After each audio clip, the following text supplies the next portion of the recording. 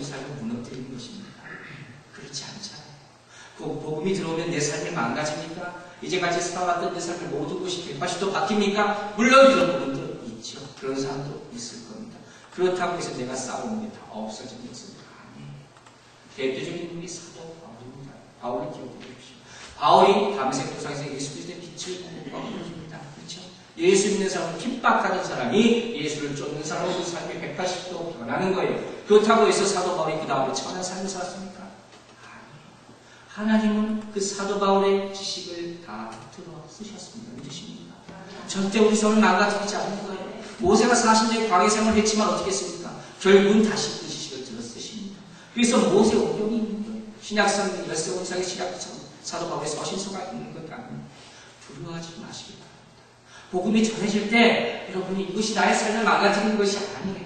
예수님이 나에게 다가왔을 때 이것이 나를 억압하는 게 아니라는 사실을 믿으시기 바랍니다. 그래서 말씀은요 항상 동전이 앞뒤로 간다고 했어요. 잎사귀라고 했잖아요. 십자가가 있으면 부활이 있는 겁니다. 십자가에서 끝났으면 우리는 그냥 믿을 필요 없는 거예요. 죽은 복음은 뭐하러 있습니까? 그러나 그 이후에 부활이 있기 때문에 이것이 나를 살게 됩니다. 복음의 능력이 있는 거예요. 이 사실이 여러분의 복음이 되길 바랍니다. 두려움은 다 있을 수가 있어요. 사도 바울도 찰나라는 말을 하겠습니다. 우리 죽음도 찰나라고 했죠. 눈 깜짝할 사이에 흘러가는 거예요. 복음을 받아들이는 것도 잠깐의 찰나란 말이에요. 잠시는 내가 힘들고 어려울 수 있지만 그 찰나가 지나면 이 기쁨과 은혜로 변한다는 사실을 믿으시기 바랍니다. 이와 같은 이유로 사람들이 복음을 거부합니다. 그러자 이 지배인, 사두개인, 바리새인 이 사람들이 이 사도들을 어떻게 했습니까? 7절 앞머리에 성경에 이런 얘기가 나와 있어요. 사도들을 가운데 세우고, 그렇죠? 사도들을 가운데 세우고 그림을 한번 그려보세요. 사도들이 가운데 있어요. 그리고 이 지배계층들이 사도들을 삥 둘러싼 거예요. 얼마나 두렵겠습니까? 얼마나 두렵겠습니까? 이 가운데 사도들이 있는 거예요. 그 당시 신과 권력과 부와 모든 것을 가지고 있는 사람들이 이 약하디 그지 없는 사도 몇 명을 가운데 두고 삥 둘러쌌다는 거예요. 얼마나 불쌍한 상황 가운데 이 사람들이 노력했습니다. 그런데 놀랍게도 성경을 보면요. 이와 비슷한 상황들이 굉장히 많이 나타나는 것을 볼 수가 있어요. 즉 예수를 믿는 사람과 적대시하는 사람 배경인데 안타깝게도 많은 경우에 적대시하는 사람들이 예수를 믿고 복음을 선포하는 사람들을 핍박하고 그 가운데 두고 어렵고 조롱하고 모욕하는 거예요. 그 수많은 경우 가운데 제가 한 얘기만 듭니다. 바로 구약 성경에 나와 있는 여호수아입니다. 네, 우리가 지금 일요일날 여호수아서 공부를 시작했잖아요. 근데 이걸 보면서 조금 내용은 틀릴 수 있지만 깊이 생각해보면 아주 비슷한 상황이 있다는 것을 발견할 수가 있다는 거예요. 여러분들 여호수아서 이것을 아시겠지만 제가 1장과 2장을 잠깐만 요약해서 말하면 여호수아가 이제 모세부터 기름부를 받지 않습니까? 하나님부터 기름부를 받는 거예요. 이 여리고성 점령하러 가는 거예요. 여리고성 점령하러 가기 전에 뭘 합니까? 정탐을 하죠. 이미 40년 전에 여호수아가 다 보고 온 사람이에요. 그러나 또 궁금하잖아요. 세월이 40년이 지났잖아요.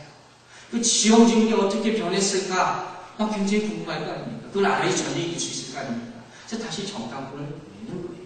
그런데 여호수아가 이 정탐꾼 둘을 보냈는데 그 이유가 굳이 그렇게 땅의 모습만 알기 위해서 보냈겠느냐? 물론 그것도 한 가지 원인이 되지만 정말 여호수아가 이 정탐꾼을 보낸 이유가 있어요. 그게 뭔지 아십니까? 그 다름 아니라 여리고 성에 있는 사람들이 과연 이 전쟁에 대해서 무슨 생각을 하고 있는지를 알고 싶어서요. 여러분 전쟁에 있어서 가장 중요한 건 뭡니까? 신이에요. 내가 이 전쟁에 이길 수 있다는 마음이 있어야지 전쟁에 이기는 했습니다. 현대전 같은 경우에는 물량이 많아서 우리 같은 경우에 많이 가서 분명히 이길 수 있다 하지만 이 당시만 하더라도 여러분 삼국지 같은 거 보세요. 어떻습니까? 대표되는 장수들이 나와가지고 큰 소리 치고 이기는 거예요. 기선을 제압한다는 거예요.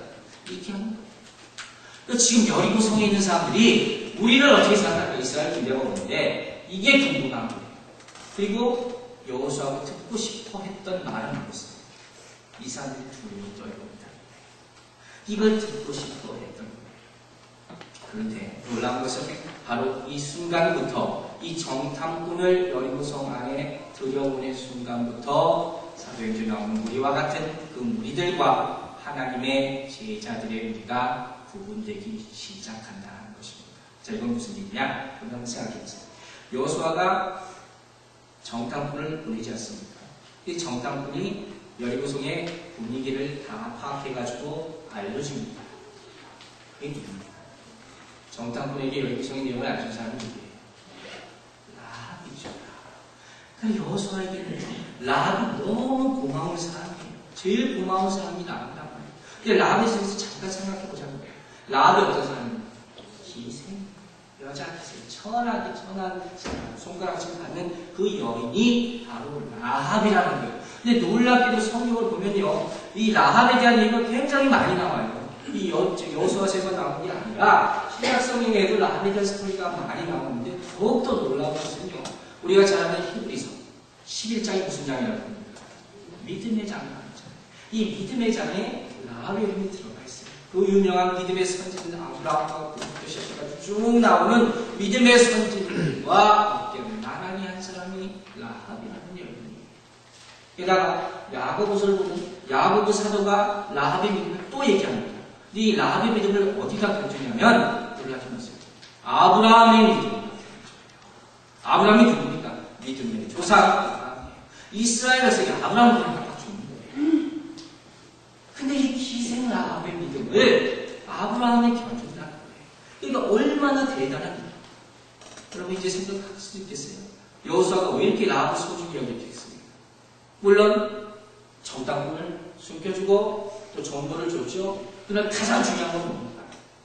이 사람이 하나님을 믿는 사람이기 때문이에요. 믿음을 가진 사람이기 때문이에요. 잘 생각하세요. 우리 하나님 믿는 사람은요, 어디 가서나 다 뭔가 공통점이 있어요. 그게 뭡니까? 하나님 믿는다는 거죠. 여기건 다른 나라에 가 있건 간에 어디든지 간에 우리가 예배를 드릴 때 우리는 하나 믿을 수 있어요. 왜? 하나님을 믿는다는 믿음 때문에. 언어가 다르고 다 문화가 다르고 다른다 할지라도 그 믿음 안에서 우리가 하나가 될 수 있는 거예요. 여호수아는 그걸 본 거예요. 그게 가장 기쁜 거예요. 저기 안에 똑똑한 사람이 있으면 뭐합니까? 믿음이 없으면 소통할 수가 없는 것이고 속을 수밖에 없는 거예요. 라합은 끝까지 정탐꾼들을 도와준다는 거예요. 이 상황을 여러분 생각해 보셨어요? 이 여리고성 주변에 그 당시 이방 사람들이 다 살고 있었던 거 아닙니까? 근데 여기 사는 사람들이 하나님에 대해서 못 들어본 게 아니에요.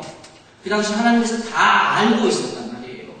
구약 성경에 많은 이방 족속들이 하나님에서 모르는 게 아니에요. 다 알고 있었지만 또 두려워하고 있었지만 하나님을 믿지 않고 자기들이 우상만 계속 섬기는 건 똑같은 상황이에요. 근데 하나님을 알고 있었지만 이제 어떻게 했어요? 두려워하고 경계하고 하나님 믿는 사람을 적대시만 했어요. 이 말은 하나님을 믿지는 않았다는 거예요. 하나님에서 들어보긴 했지만 믿지는 않았다는 거예요. 그런데 이 이방인 득실군인 여리고성 안에서 유일하게 하나님 믿는 사람이 단 한 사람이 있었어요. 그게 누굽니까? 바로 그 몸의 땅을 라합. 이 성 안에 있는 모든 사람들이 다 하나님 적대시하고 이스라엘인들을 묻히려고 준비하고 있는 터에 라합만이 믿음의 눈을 가지고 하나님을 바라보는 거예요. 그래서 하나님의 사람들이 온다는 것을 알게 되는 거예요. 그 사람을 영접하게 되는 거예요. 어떻게 이 사람들이 알았을까요? 어떻게 라합이 그걸 알게 됐을까요? 정탐꾼이 온다고 소문내고 오겠습니까? 아니에요. 하나님의 사람은요, 하나님의 뜻대로 인도하심 받게 되겠습니다. 우리가 기도하면, 여기서 기도하나, 한국에서 기도하나, 다 소통적으로 여러분 믿으세요? 왜 우리가 중보 기도합니까? 기도할 수 없는 사람에서 왜 중보 기도하겠습니까? 하나님 영으로 역사하시기 때문에. 하나님의 사람은 기도하면, 나를 위해서 도울 사람이 온다는 것을 내가 믿을 수 있다는 사실을 믿으시기 바랍니다. 영으로